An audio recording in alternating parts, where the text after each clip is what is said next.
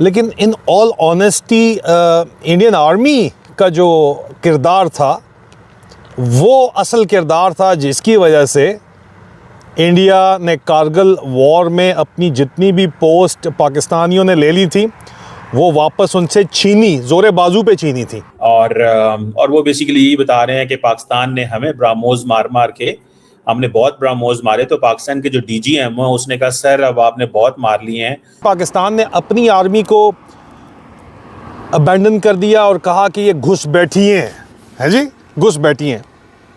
कहा कि ये लोग जो हैं ये मुजाहिदीन हैं। साथ में ये भी कहा जा रहा है जी कि इंडियन खवातीन वुमेन पायलट्स थी जिन्होंने मुरीदके पे हमले किए थे। पाकिस्तान की खुफिया एजेंसी ISI के director general media major general Mohammad Mushtaq Ali का कहना है कि मार्का-ए-हक और ऑपरेशन सिंदूर के बाद अगर किसी एक मोर्चे पर हिंदुस्तान ने अपनी पूरी ताकत मनवाई है तो वो है बयानिया और इंफॉर्मेशन वॉरफेयर। इंडियन एयरफोर्स का squadron leader Ahuja is the main character, main hero दिखाए गए हैं। India was right in initiating Operation Sindoor. India is a victim of cross-border terrorism. Pakistan is a terrorist state. Major Ajmal ने मुझे बताया था हमेशा कि वो बहुत बहादुर आदमी था। स्क्वाड्रन लीडर आहूजा की वो बात करते थे, यार वो कहते थे राजे वो बहुत बहादुर आदमी था। शोर अप इंडियन आर्मी में बहुत प्राइड है। इंडियन आर्मी में लोगों की लाइक इंडिया में एक हाइपर नेशनलिज्म का बुखार है। कारगिल में इतना शदीद नुकसान हो रहा था और इतना ज़्यादा वहाँ पे जो है मसला पड़ गया था बिकॉज इंडियन आर्मी ने जो रिस्पांस दिया था वो अनएक्सपेक्टेड था और पाकिस्तान आर्मी की लॉजिस्टिक को काट दिया गया था। नमस्कार दोस्तों, नेटफ्लिक्स में एक वेब सीरीज आई है ऑपरेशन सफ़ेद सागर के नाम से, जिसमें हमारी इंडियन एयरफोर्स के किरदार को दिखाया गया है कारगिल वॉर के समय पर। दोस्तों, कारगिल का सच हम सब जानते हैं कि किस तरह जनरल मुशर्रफ ने चुपचाप पाकिस्तानी आर्मी के सोल्जर्स को मुजाहिदीन यानी आतंकवादी बनाकर ठंड आते ही LOC में भेज दिया था और हमारी इंडियन पोस्ट पर कब्जा कर लिया था। लेकिन बाद में हमारी इंडियन आर्मी और हमारी इंडियन एयरफोर्स ने इनका वो हसर किया कि इन लोगों ने अपने मरे हुए सोल्जर्स की डेड बॉडी तक लेने से इनकार कर दी। इसी टॉपिक पर ये रिटायर्ड पाकिस्तानी सोल्जर आज इंडियन आर्मी की तारीफ करते हुए पाकिस्तानी आर्मी की पोल खोल रहा है। तो इसी टॉपिक पर चलिए आगे इस वीडियो को देखते हैं। चैनल को सब्सक्राइब और वीडियो को लाइक करना ना भूलें। कारगिल ऑपरेशन अगर किसी की ब्रेवरी थी, इंडियन एयरफोर्स को प्रमोट किया गया है सफ़ेद सागर के अंदर।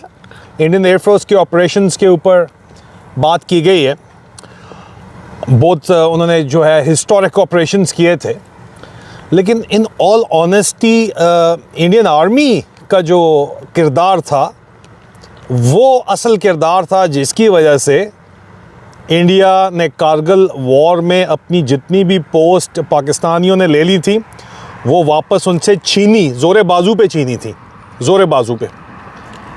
सिर्फ एक वजह ये नहीं थी, दूसरी वजह थी कि पाकिस्तान ने अपनी आर्मी को अबैंडन कर दिया और कहा कि ये घुसपैठिए हैं जी, घुसपैठिए। कहा कि ये लोग जो हैं ये मुजाहिदीन हैं और इल्ज़ाम सारे का सारा डाल दिया जनरल परवेज़ मुशर्रफ ने नवाज़ शरीफ पे। नवाज़ शरीफ का कसूर था तो सही, लेकिन सारा कसूर नहीं था। ऑपरेशन तो आर्मी चीफ़ ने प्लान किया था, आर्मी चीफ़ का प्लान्ड ऑपरेशन था। होता हर दफ़ा ये था, मैं कारगिल वॉर के ऊपर लिंक डिस्क्रिप्शन के अंदर डाल रहा हूँ। मैं एक कारगिल वॉर के ऊपर कर चुका हूँ ऑलरेडी, इसके ऊपर मैं डिटेल रिव्यू दे चुका हूँ जो मेरा अपना एक्सपीरियंस था। लेकिन हम सफ़ेद सागर के ऊपर बात कर रहे हैं तो मैं आपको ये बात वाज़े करता चलूँ कि एज़ पर एग्रीमेंट और नो एग्रीमेंट सर्दियों में वो पोस्ट छोड़ के चले जाती थी इंडियन आर्मी। इंडियन आर्मी वैसे भी सियाचिन के अंदर हाइट्स के ऊपर है, सर्दियों में पोस्ट छोड़ के चली जाती थी। पाकिस्तान आर्मी पोस्ट नहीं छोड़ती थी, उनको पता था कि ये पोस्ट छोड़ते हैं। इन्होंने ऑपरेशन प्लान किया कि हम जाएंगे, इंग्रेशन करेंगे, इंडियन आर्मी पोस्ट छोड़ेगी तो वहाँ पे हम वो पोस्ट ऑक्यूपाई कर लेंगे। इन्होंने बाकायदा तौर के ऊपर पोस्ट ऑक्यूपाई की तो इनको पता चला कि आगे भी, इससे आगे भी जो है वो पोस्ट खाली हैं, वो भी ऑक्यूपाई कर ली। द्रास कारगिल सेक्टर पहुंच गए, सियाचिन का रूट काट दिया इंडियन आर्मी का। और जब सीज़न चेंज हुआ और इंडियन आर्मी ऊपर जाने लगी तो ऊपर से गोलियां आई and they were shot like sitting ducks. और उसके बाद इंडियन एयरफोर्स इन्वॉल्व हुई और उसके बाद इंडियन एयरफोर्स की रिकॉनेसेंस इन्वॉल्व हुआ, लेकिन it was the Indian army जिसने अपने जोरे बाजू के ऊपर अपनी पोस्ट वापस ली। जितनी गोलियां थी उससे ज़्यादा बंदे उन्होंने आगे भेजे अपने, और वो मारे गए, शहीद हो गए। क्योंकि शहीद पाकिस्तान का भी फ़ौजी है ये और इंडिया का भी फ़ौजी है, क्योंकि वो तो अपने वतन की खातिर लड़ रहा है। मैं सिपाही की बात कर रहा हूँ।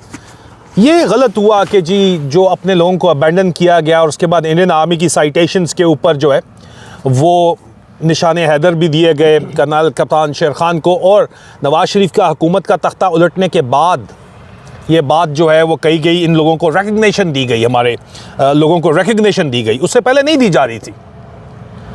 मैं पॉइंट सिर्फ एक इसके अंदर जो मैंने आज तक कभी भी बात नहीं की सफ़ेद सागर के ऊपर, इंडियन एयरफोर्स का squadron leader Ahuja is the main character, main hero दिखाए गए हैं, जो क्रैश हो गए थे, जो कि पाकिस्तानी स्ट्रिंगर मिसाइल्स ने, अंजा मिसाइल्स ने हिट किए थे और क्रैश किए थे। मैं उसके ऊपर बात करना चाहता हूं, क्योंकि वो जो हिट किए थे और क्रैश किए थे, मिसाइल्स यूज़ हुए थे, वो बलूच रेजिमेंट और एनएलआई रेजिमेंट ने यूज़ किए थे। और वो जो उस वक़्त उन्होंने किए थे यूज़, उसकी वजह से 2 मिग्स गिरे थे इंडिया के।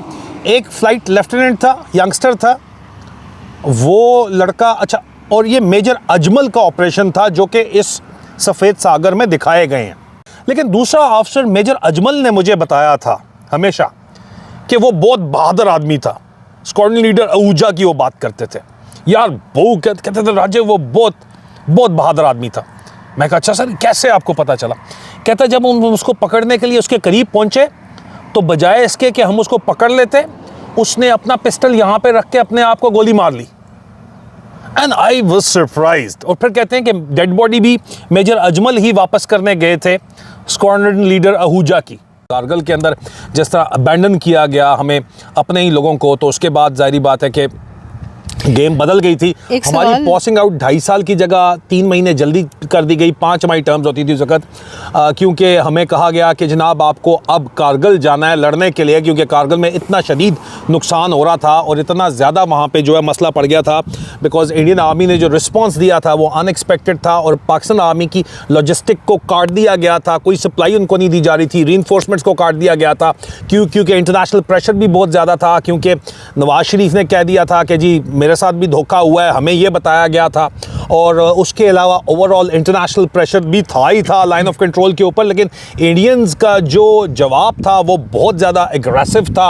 और एग्रेसिव के अलावा ये एक्सपेक्टेशन नहीं थी कि इंडियन आर्मी अपनी पूरी की पूरी जो टॉप नॉच रेजिमेंट्स हैं, हमें ये बताया गया कि उनको वहाँ पे इंडियन आर्मी ने लॉन्च किया और कहा कि तुम्हारे तमाम सब ऑनर्स एंड अवार्ड्स तुमसे वापस ले लिए जाएंगे अगर ये पोस्ट तुमने वापस ना ली तो।